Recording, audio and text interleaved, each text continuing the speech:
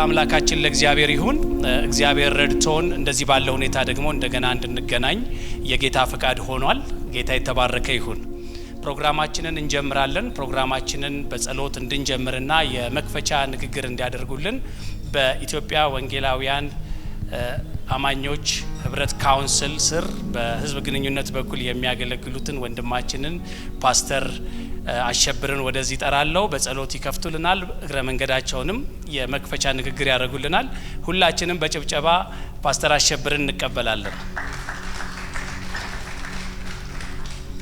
እኔ ማስተካከል ማልችል ከሆነ የሚያስተካክሉ ሁለት አለቆች እዚህ ያሉን የኢትዮጵያ ወንጌል አማኞች አብያተ ክርስቲያናት ካውንስል ነው የሚባለው ካውንስላችን።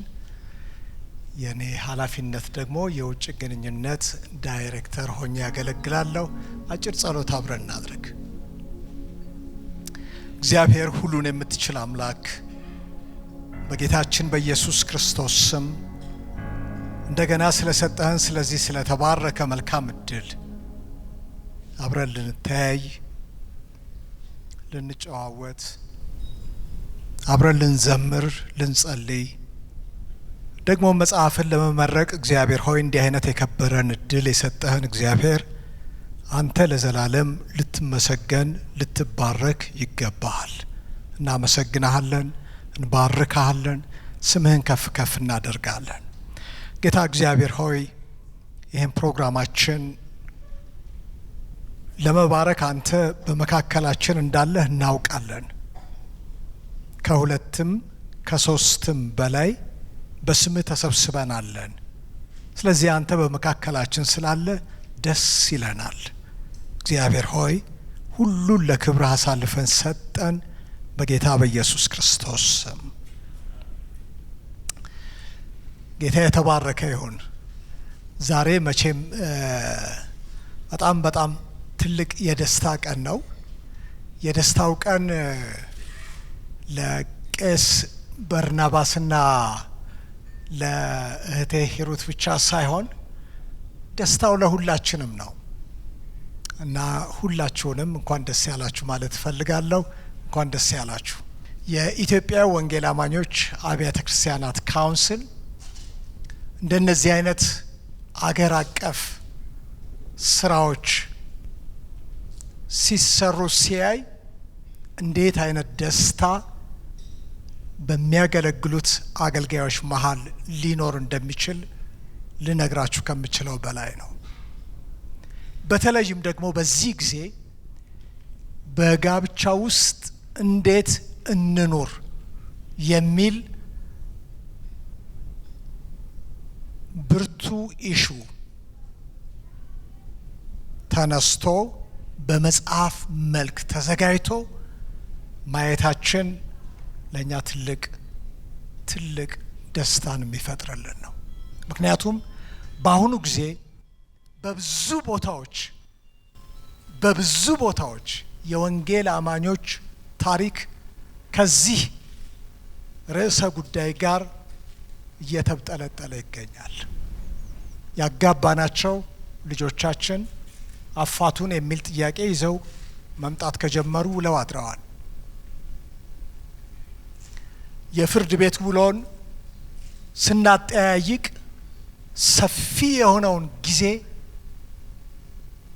የያዘ የጋብቻ ጉዳይ እንደሆነ እንሰማለን።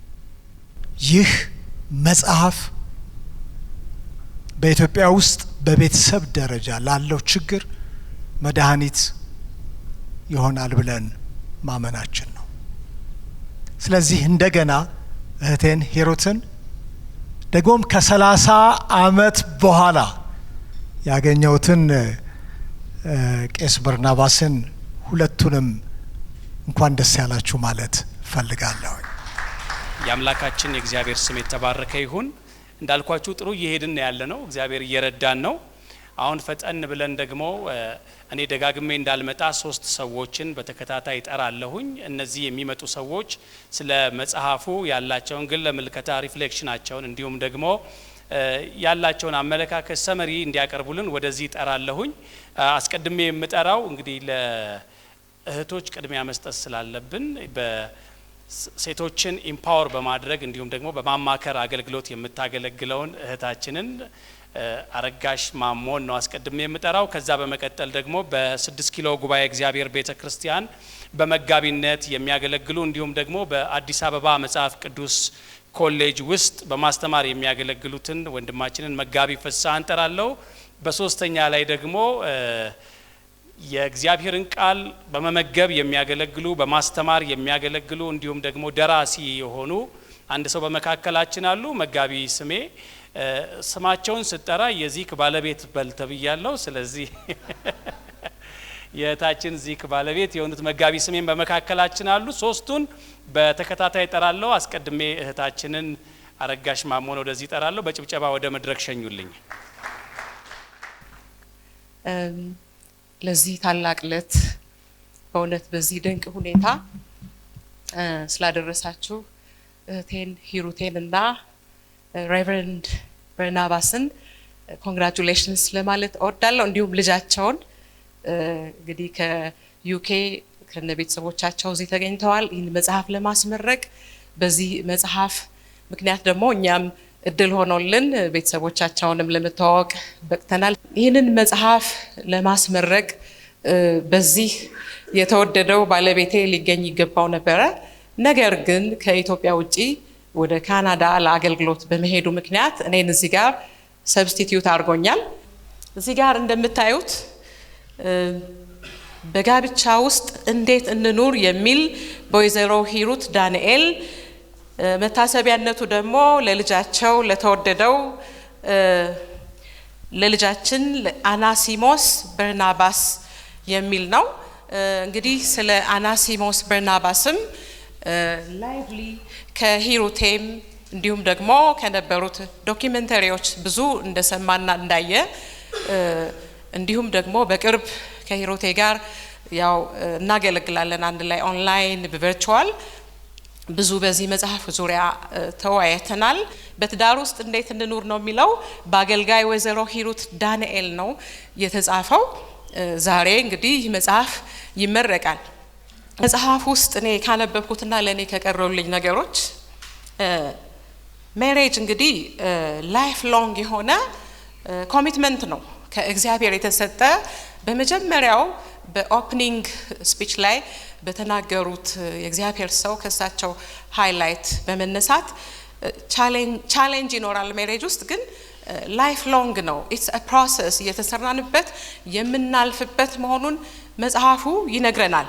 ሁል ጊዜ ቼንጆችን አክሴፕት ለማድረግ ለቻሌንጅ ለተግዳሮት ዝግጁ መሆን እንዳለብን ይነግረናል። በሶስተኛው ደረጃ ደግሞ ይሄ አፌክሽን እና አፕሪሺዬሽንን ዴይሊ ኤክስፕሬስ የምናደርግበት የምንሰራበት ፕሮሰስ እንደሆነ ሜሬጅ ይነግረናል። ሌላው አራተኛው ኮሚትመንት ይፈልጋል፣ መሰጠትን ይፈልጋል ሜሬጅ። እንደገና ደግሞ ራሳችንን ለእግዚአብሔር ቃልና ለመንፈስ ቅዱስ ማስገዛት እንዳለብንም ይመክራል፣ ይናገራል። ሁል ጊዜ ምንን ይመክራል?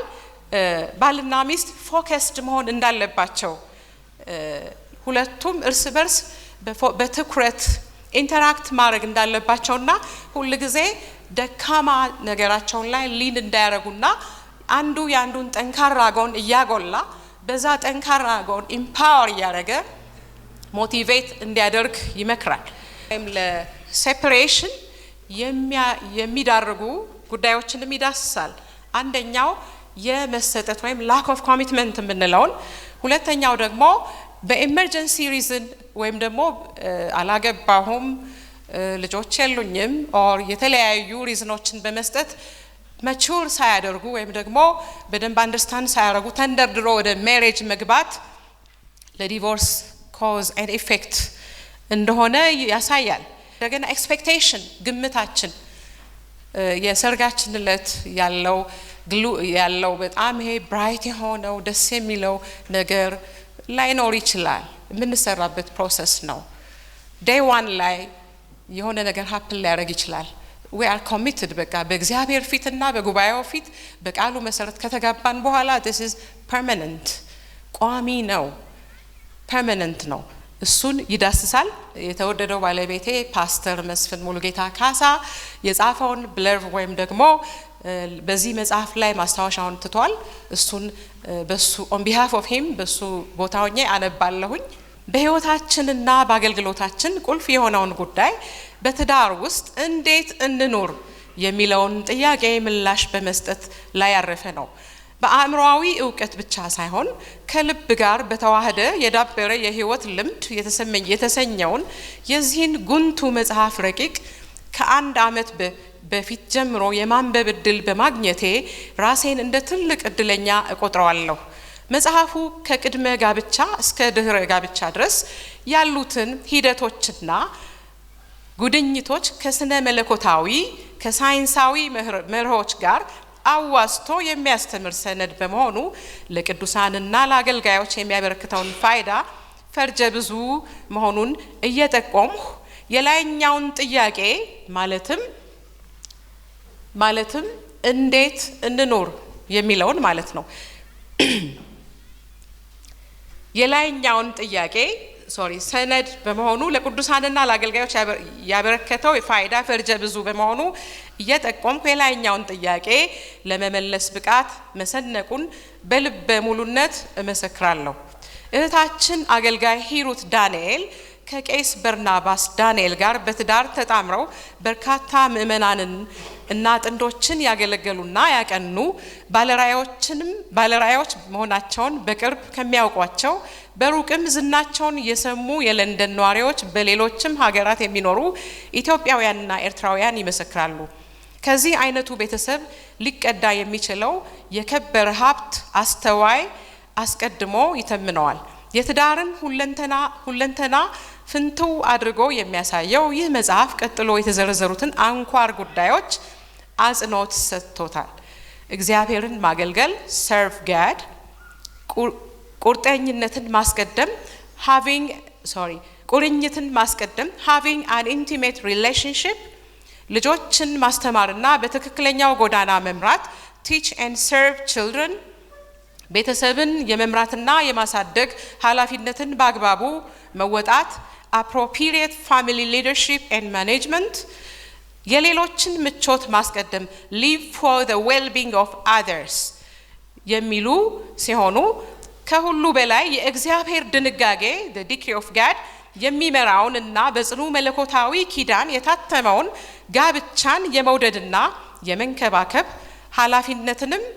ኃላፊነትንም ምን መሆኑን በጉልህ የሚያሳየውን መጽሐፍ እንካችሁ ያለችን አገልጋይ ሂሩት ዳንኤልን በእጅጉ አመሰግናለሁ ይላል ጸሐፊው። አደንቃለሁም በጽሁፍ ስራዋ በኩር የሆነውን መጽሐፍ ዛሬ ላይ ማቅረቧ ለበርካታ ፈተናዎች የተጋለጠውን የዘመናችንን ትዳር ከብዙ ምጥ እንደሚገላግለው ትልቅ ተስፋ ስላለኝ ብዙዎቻችን ገንዘብ እናደርገው ዘንድ እያበረታታው ደራሲዋንና ባለቤቷን ልዑል እግዚአብሔር ይባርካችሁ፣ ለሁለተኛ መጽሐፍም እንድትጽፉ አቅም ይሁናችሁ እላለሁ። መጋቢ መስፍን ሙሉጌታ ካሳ። የጌታ ስም የተባረከ ይሁን። ይህንን መጽሐፍ አነበብኩት፣ በጣም ደስ ብሎኝ አነበብኩት። መጽሐፍ ካገኘው አነባለሁ፣ ቶሎም ለመጨረስ እሞክራለሁ። ይሄኛው መጽሐፍ ግን እንዳገኘው እንደደረሰኝ ቶሎ ብዬ ነው ያነበብኩት፣ ቶሎ ብዬ ነው የጨረስኩት። ጥያቄው እዚህ ላይ እንደምታዩት በጋብቻ ውስጥ እንዴት እንኑር እንዳነባበባችን ነው። በጋብቻ ውስጥ እንዴት እንኑር የሚል አይነት ጥያቄ ከሆነ እንደው መኖር አይቻልም የሚል ይመስላል። ደግሞ ጠንከር ተደርጎ በጋብቻ ውስጥ እንዴት እንኑር የሚል ከሆነ ትንሽ አስተማሪ የሆኑ ሀሳቦች እንዳሉት ያሳያል። በጋብቻ ውስጥ እንዴት እንኑር የሚለውን አስተማሪ መሆኑን ካሰብን ማን ነው በጋብቻ ውስጥ እንዴት እንኑር የሚለውን የጻፈው ወይም ሊጽፈው የሚገባው የሚለውም ደግሞ ትልቅ ጥያቄ ነው። እኔም አሁን እንደጠቀስኳቸው ሰዎች የጋብቻን ነገር አስተምራለሁ፣ በቤተክርስቲያን አገለግላለሁ።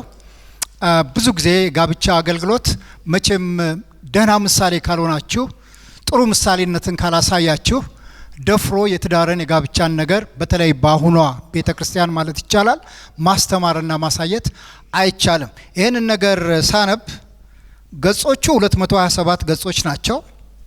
በአንድ ምሽት ጎበዞች ከሆናችሁ እንደኔ አለዛ ደግሞ በሁለት ምሽት ትጨርሱታላችሁ። 14 ምዕራፎች፣ በእነዛ 14 ምዕራፎች የተቀነበቡ ሀሳቦች ናቸው። እነኚህን ነገሮች ቅድም እንዳልኳችሁ የጻፉትን ሰዎች ሳስብ ወይዘሮ ሂሩት እና ቄስ በርናባስ ናቸው። ወይዘሮ ሂሩትን ዓለም አቀፍ ፈውስ በፍቅርና በአንድነት በሚል አገልግሎት ላይክ 3-4 ዓመት በፊት ነው የምንተዋወቀው። በዛ አገልግሎት ውስጥ እንደ እህታችን እንደ ጓደኛችን እንደ ሁሉ ነገር አብራ የምታገለግለን ነች እና ምናልባትም ከተፈቀደልኝ እዚህ መጽሐፍ ላይ የዚህ የአገልግሎቱ ባለራዕይ የሆነው ዶክተር አዲያም ሰገድ መልእክት ጽፏል እዚህ መጽሐፍ ላይ። በሱም ስም በራሴም ስም እንኳን ለዚህ በቃችሁ ማለት እፈልጋለሁ። የጌታ ስም የተባረከ ይሁን።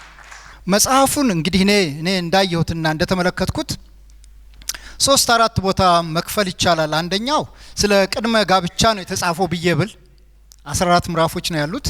ከምዕራፍ 1 እስከ ምዕራፍ 5 ድረስ ያለው ስለ ቅድመ ጋብቻ በአብዛኛው የተጠቀሰ ነው።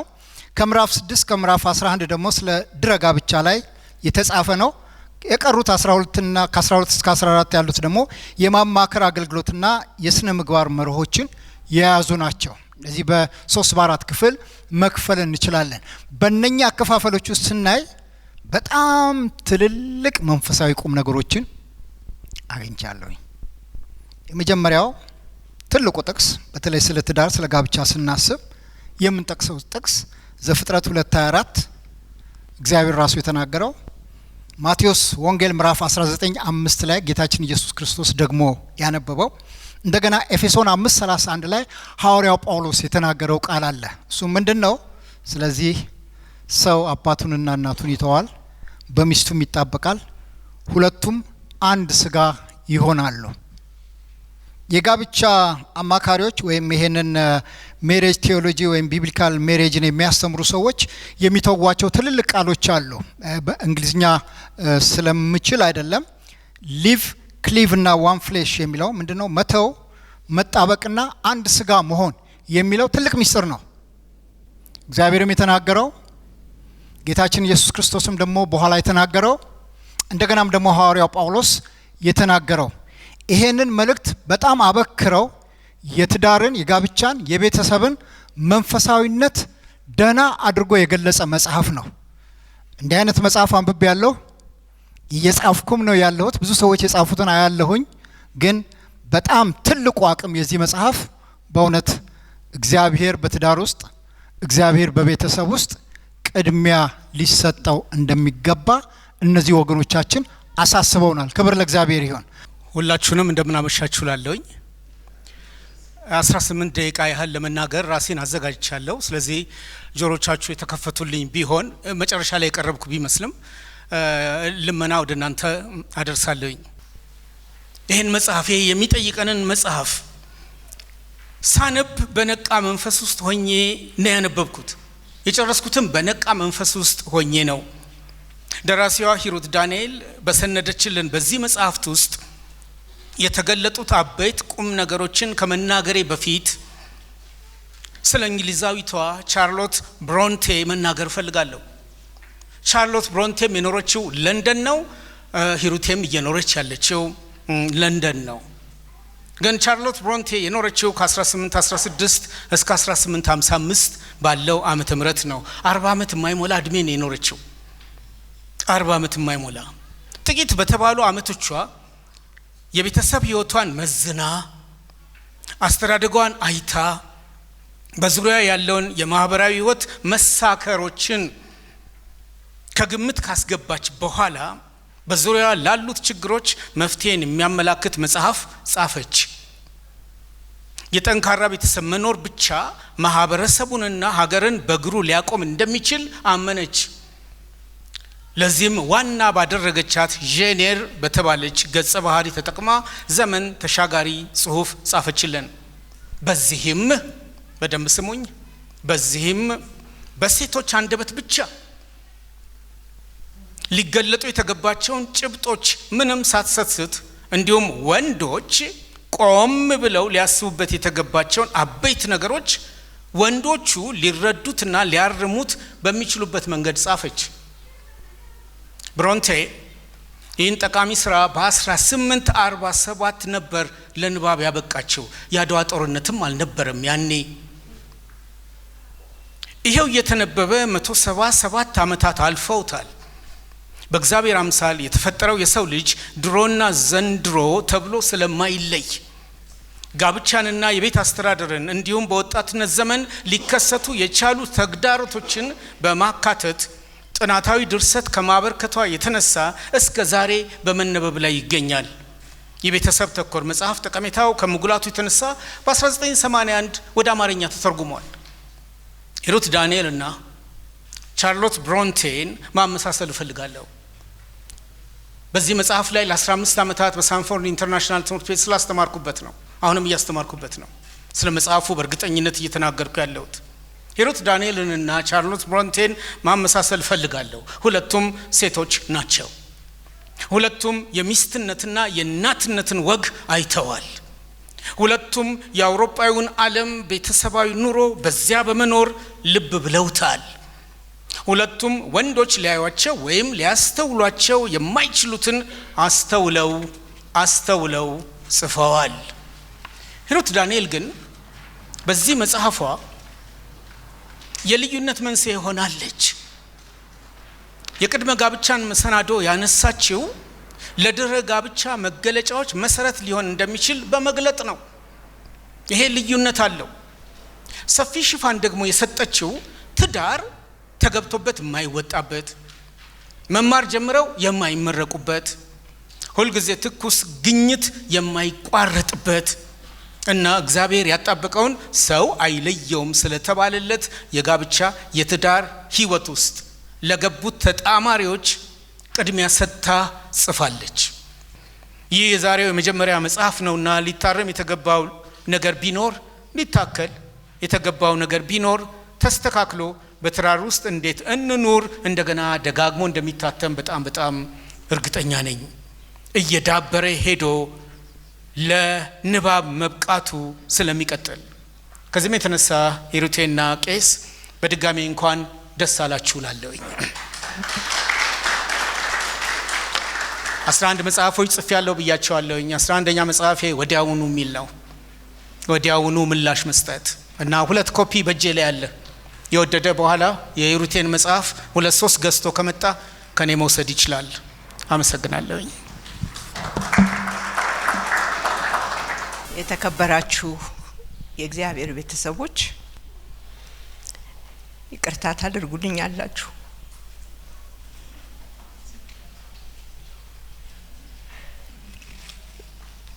ቢኖር ቢያይ የሚል ነገር ውስጤ ከቀደም ጀምሮ ይመላለስ ነበር። ምክንያቱም የዚህ መጽሐፍ ዋናው ሰው ስለነበረ ልጃችን የ21 ዓመት ልጅ ሆኖ ትዳር መያዝ ፈለገ።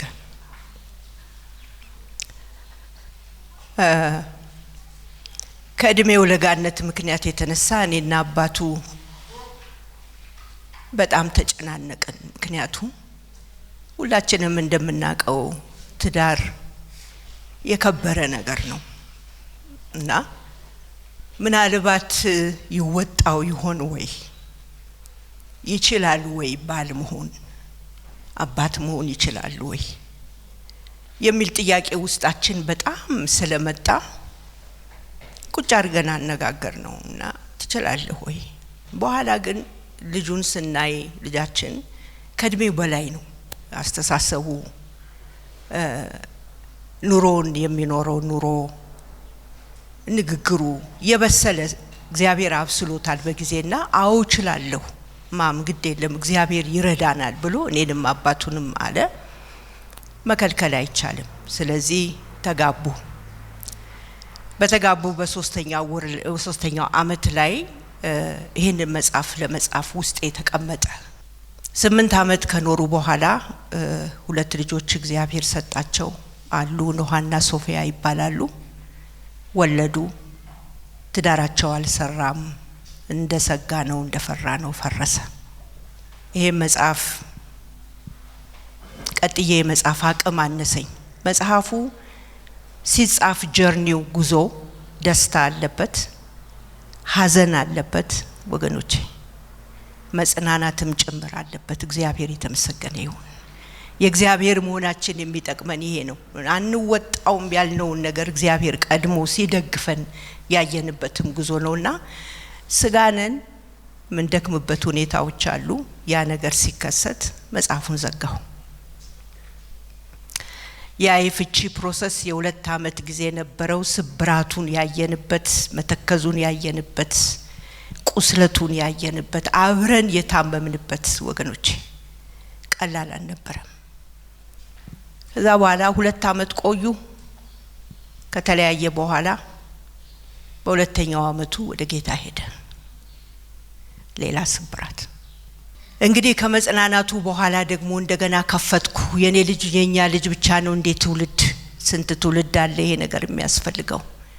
ያላገቡ ብቻ አይደሉም፣ የተጋቡ ተጋብተው ጥቂት ዓመት የኖሩ። ስለዚህ የዚህ መጽሐፍ ጉዞ ይሄንን ይመስላል።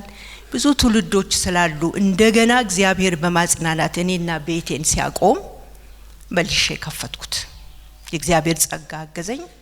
13 ዓመት ይሆነዋል ይሄ መጽሐፍ ከተጀመረ እና ሲከፈት ሲዘጋ ቆይቶ በእግዚአብሔር ጸጋ ወዳጆቼ መጀመሪያ፣ ከዛ በኋላ ደግሞ ቤተሰቤ ወገኖቼ በዚህ መጽሐፍ ዙሪያ እስከዚች ደቂቃ ድረስ የእግዚአብሔር ጣት እየገባ ይሄ መጽሐፍ ለትመት በቅቶ ዛሬ እንደምታዩት ለምረቃ ደርሷል። እግዚአብሔር የተመሰገነ ይሁን። ጌታ የተባረከ ይሁን። እግዚአብሔር ይመስገን። እና ኢሞሽናል ያደረገኝ ነገር ቢኖር ምንድነው?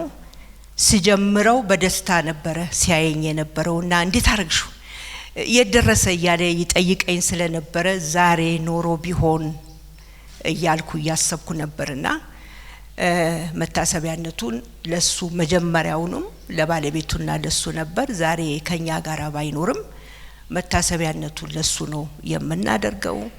ይሄ መጽሐፍ ተሽጦ ኪሳችንን ለማዳበር ሳይሆን ወደፊት በስሙ በጎ አድራጎት እግዚአብሔር በልባችን እንዳስቀመጠ ልናደርግ የምንፈልገው ነገር ስላለ ለህትመት ደርሶ እንዲሸጥ አድርገናል። እግዚአብሔር ይመስገን።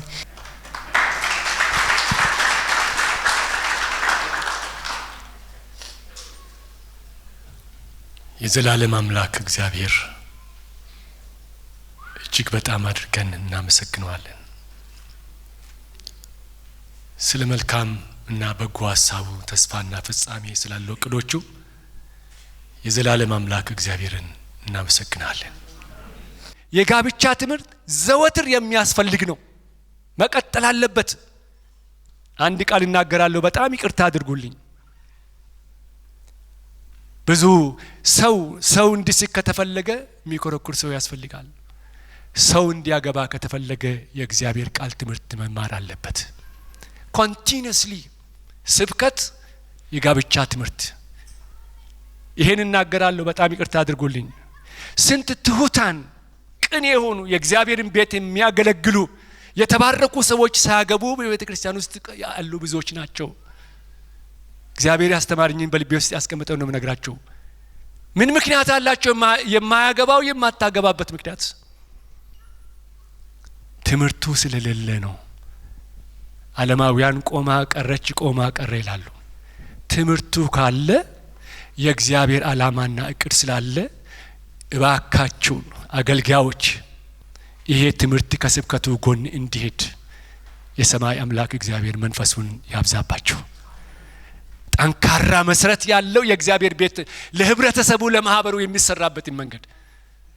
ስለዚህ እግዚአብሔር ስም ብሩክ ይሁን። እህቴንም ደግሞ በብዙ ነገር ቅድም እንዳለችው እውነቴን ነው፣ ጠንካራ በቀኝ ጎኔ እግዚአብሔር ስላቆማት አመሰግናለሁ። አዎ የኔና የሷ ትዳር እንደው አልጋ ባልጋ ሆኖ አይደለም እዚህ የደረስ ነው። እንደ ጎማ ይረዳን ፎርጊቭነስ እና ፎርጌት፣ መርሳትና ይቅር ማለት እንደ ጎማ እያሽከረከረን እዚህ አድርሶናል። ሙሉ ፐርፌክት ሆነን አይደለም። ይቅር የሚል አምላክ እኛ መካከል ስላለ ይሄው እንግዲህ እዚህ ደርሰናል። እንቀጥላለን። As we know, today is a truly special day as we have gathered to celebrate the launch of the book that is not just words on pages, but a reflection of passion, dedication, and a lifetime of wisdom, written by none other than my mother.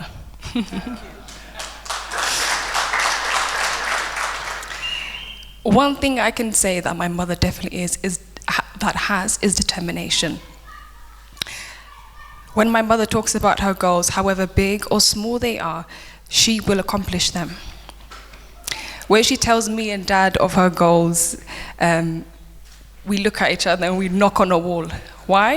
Because no matter what is in front of her, she will break through it and she will make sure she accomplishes her goals.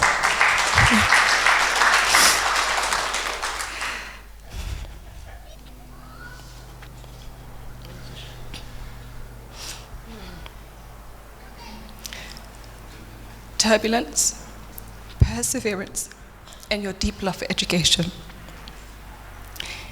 You poured your heart out into this book, and today we get to witness the fruits of your labor. Your words will inspire, educate, and touch so many lives. We are so proud of you, not just for this book, but for the example you set, what it means to dream big and never give up. Congratulations on this amazing achievement. And I know that this will be the first of many. So please join me by applauding my mother, the author, the inspiration, and the star of this evening.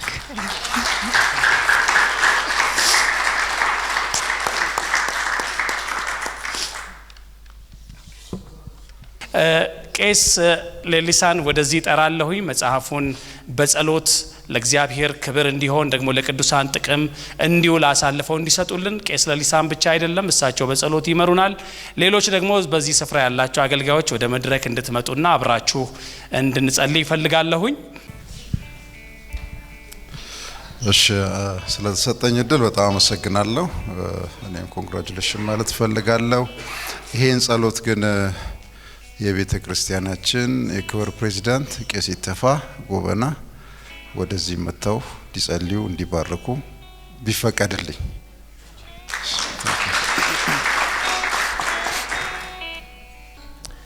መቼም እኛ ዛሬን እንባርከው ግን ይሄ ሐሳቡ ከተጀመረ ጀምሮ የመጀመሪያ ቀን የባረከው ጌታችን ኢየሱስ ክርስቶስ ስለሆነ እሱን እናመሰግናለን። እና ጌታ ደግሞ ለአገልግሎቱ ነው ይሄን መጽሐፍ እንዲጻፍ ያደረገ። በዚህ መጽሐፍ የተሰበረ ቤተሰብ እንዲጠገን ገና ደግሞ ወደ ህይወት ያልመጣ ወደ ቤተሰብ ያልመጣ የሚባረክበት መሰረት የሚያደርግበት እንዲሆን እንጸልያለን። የሰራዊት ጌታ እግዚአብሔር አምላካችን ጌታ ኢየሱስ እግዚአብሔር አብ እግዚአብሔር ወልድ እግዚአብሔር መንፈስ ቅዱስ አንድ አምላክ ጌታ ሆይ እናመሰግናለን።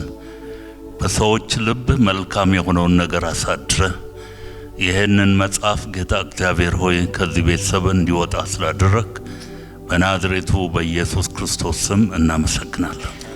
አባት ሆይ ገና ሲጀመር ለዓላማ ነውና ለራስ ክብር ታደርግ ዘንድ ለብዙ ቤተሰቦች ለተጎዱ ጌታ ሆይ ከመንገድ ለወጡ ጌታ አምላካችን ለመፍረስ ለተዘጋጁ ሁሉ ጌታ ሆይ ፈውስ እንዲሆን መዳን እንዲሆን በኢየሱስ ክርስቶስ ስም እንጸልያለን። ይህ መጽሐፍ በአብ በወልድ በመንፈስ ቅዱስ ስም የተባረከ ይሆን ዘንድ እንጸልያለን። እግዚአብሔር ይባርክ። አሜን።